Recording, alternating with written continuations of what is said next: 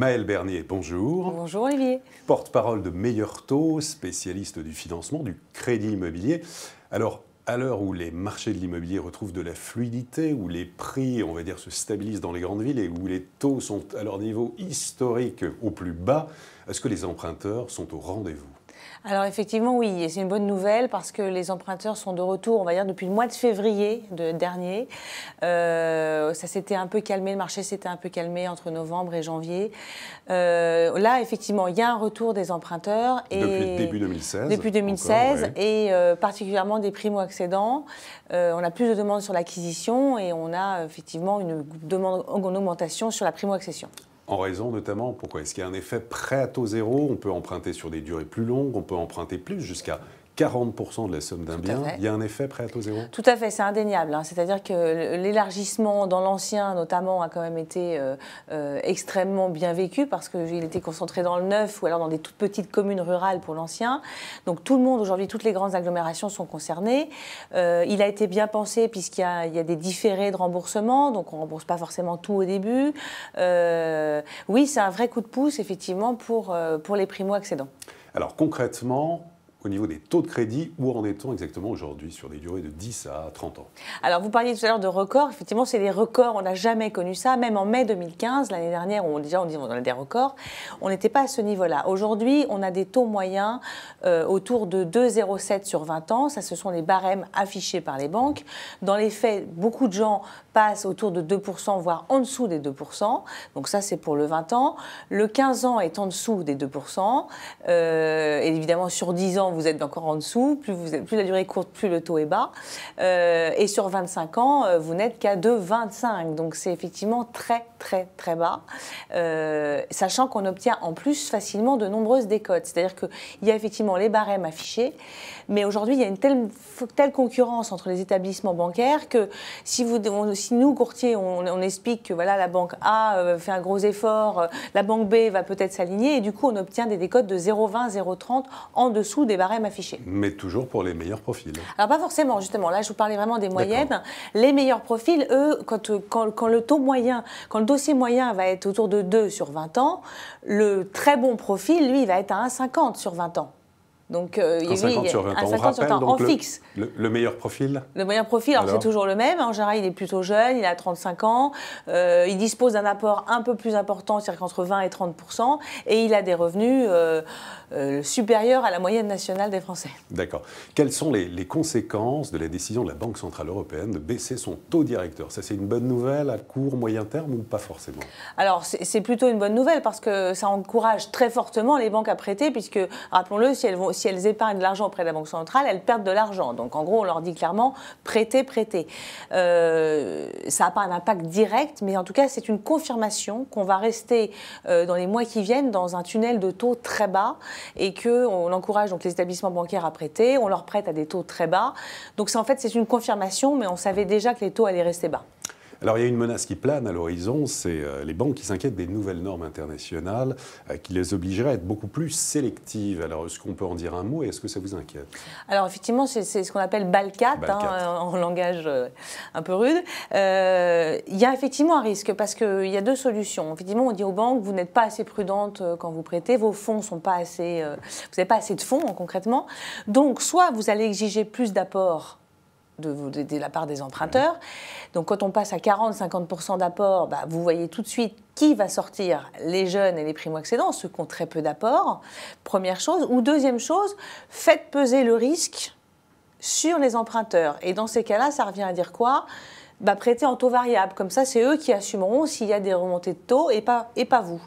Donc, les banques françaises sont quand même assez vent debout contre cette nouvelle directive, parce que c'est une directive, si je m'abuse. Sachant qu'à taux fixe, 99% des Français empruntent à taux fixe. Aujourd'hui, tout le monde emprunte à taux fixe. Il y a quelques années, on empruntait à des taux variables, mais c'était des taux variables dits capés, c'est-à-dire qu'on était bloqué à la hausse comme à la baisse. C'était extrêmement prudent. Là, on ne sait pas de quelle variable on parle. Et puis, il faut quand même rappeler que le système bancaire français est effectivement très sécurisé. Et les banques prêtent quand même de manière prudente en France, on leur reproche assez, mais c'est aussi ce qui nous a sauvés en 2008, quand beaucoup de pays autour se sont effondrés parce que justement ils avaient prêté à des taux variables. Donc c'est un peu compliqué à comprendre là où on veut aller dans ce système de Bâle 4. Les taux bas, Maëlle, jusqu'à quand? Très bas en tout cas, jusqu'à quand? Alors très bas, en tout cas on peut sans prendre trop de risques dire que ça va continuer au moins jusqu'à l'été. C'est-à-dire qu'il n'y a aucune raison aujourd'hui que les taux remontent. L'inflation est nulle, les banques, comme je vous le disais, empruntent à des taux extrêmement bas. Tout est fait pour qu'elles empruntent et qu'elles prêtent aux particuliers et aux entreprises. Pour l'instant, il n'y a aucun risque, aucune menace, et je dirais même qu'il y a même peut-être des chances que les taux baissent encore un petit peu à la marge, parce qu'il y a des établissements bancaires beaucoup d'établissements bancaires ont baissé au courant du mois de mars, mais il y a encore certains établissements, dans les gros, qui sont un petit peu en retrait et qui pourraient revenir un peu plus activement dans le marché et à nouveau stimuler la concurrence. Donc, on n'est peut-être pas encore au plus bas historique, en tout cas affiché. Donc ça pourrait encore baisser jusqu'à l'été, et ensuite votre scénario, c'est une remontée progressive des taux? Non, ça dépendra complètement des objectifs commerciaux qui ont atteint les banques, parce qu'elles ont des objectifs sur l'année 2016 qui sont extrêmement ambitieux, au moins équivalents à 2015, sachant qu'en 2015, il y avait une grosse vague de renégociation de crédit immobilier, donc qui a un peu dopé la production bancaire. Donc pour maintenir ces objectifs et pour les atteindre, il va falloir attirer le chaland, et le chaland, on l'attire avec des taux très bas. Donc il faudra faire un bilan fin août, début septembre pour voir où en sont les banques dans leurs objectifs, et ça dictera la politique à la rentrée. Comment économiser sur l'assurance emprunteur? Alors, il faut effectivement penser à ce détail, surtout que quand le taux est très très bas, le pourcentage finalement de l'assurance emprunteur représente une somme non négligeable. Il faut savoir que vous pouvez varier du simple au triple, voire au quadruple, entre une assurance dite de groupe, c'est-à-dire une assurance prise auprès de la banque, et une assurance dite déléguée que vous allez prendre auprès d'un assureur spécialisé dans le contrat des assurances de prêt. Il faut effectivement regarder ça. Donc un courtier normalement vous aide à faire ce choix. Sachez en tout cas qu'il existe aujourd'hui une possibilité. Vous avez le droit. Vous n'êtes pas obligé de prendre l'assurance de la banque. Donc c'est pas une obligation. Alors évidemment, quand on fait son crédit, on est un peu pressé. Les gens sont très très focalisés sur le taux du crédit, surtout avec des taux très bas, et ils oublient clairement l'assurance. Alors, il faut savoir que ce n'est pas perdu parce qu'il y a la loi Hamon qui a été mise en place en juillet 2014 et qui vous permet, si vous faites votre prêt aujourd'hui, vous avez 1 an derrière pour aller chercher une autre assurance, moins chère, mais avec des garanties équivalentes. Qui peut encore aujourd'hui renégocier son crédit, et comment renégocier son crédit? Alors en fait, un peu, on va dire tout le monde. Non, c'est-à-dire qu'il faut tous ceux qui ont fait un crédit entre 2006 et 2014 inclus sont potentiellement concernés. Alors évidemment, s'ils ont fait leur crédit en 2006 sur 12 ans, il reste 2 ans à rembourser, donc ça ne sert à rien. Mais si la durée de base était longue, c'est-à-dire au moins 20 ans, le delta de taux est tellement important que ça vaut le coup. Il faut savoir que toutes ces années dont je vous ai parlé, les taux sont supérieurs au moins à 3%. Et aujourd'hui, on est à 2%. Donc on a un écart d'1 point.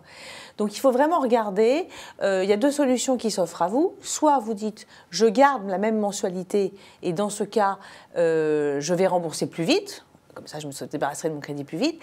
Soit je profite de cette baisse des taux pour rembourser avec la même durée, mais en revanche baisser la mensualité. Option que choisissent à peu près 9 emprunteurs sur 10, c'est-à-dire que ça leur permet clairement de gagner 200-300 € de pouvoir d'achat tous les mois et de récupérer ça sur ce qu'ils ont peut-être perdu ailleurs. Ouais, effectivement. En conclusion, confiante pour cette année 2016 sur les marchés de l'immobilier au sens large? Oui, alors globalement, on est plutôt confiant. Effectivement, les taux sont bas. Comme vous le disiez, les prix ne baissent plus, donc on n'est pas dans une attente de baisse de prix. La seule menace, quand même, c'est quand même l'emploi, et c'est la vraie menace, parce qu'aujourd'hui, beaucoup de gens sont exclus parce qu'ils sont sans emploi, et les jeunes, puisqu'on parle souvent d'eux, qui rentrent sur le marché de l'emploi dans 9 cas sur 10 avec des CDD, et il faut savoir qu'emprunter avec un CDD, ça reste très très compliqué. Donc c'est la seule menace qui pourrait effectivement un peu noircir ce tableau optimiste. Maëlle Bernier, merci beaucoup. Merci. Et à très bientôt pour une prochaine édition du Club Immo, Explore Immo, Le Figaro.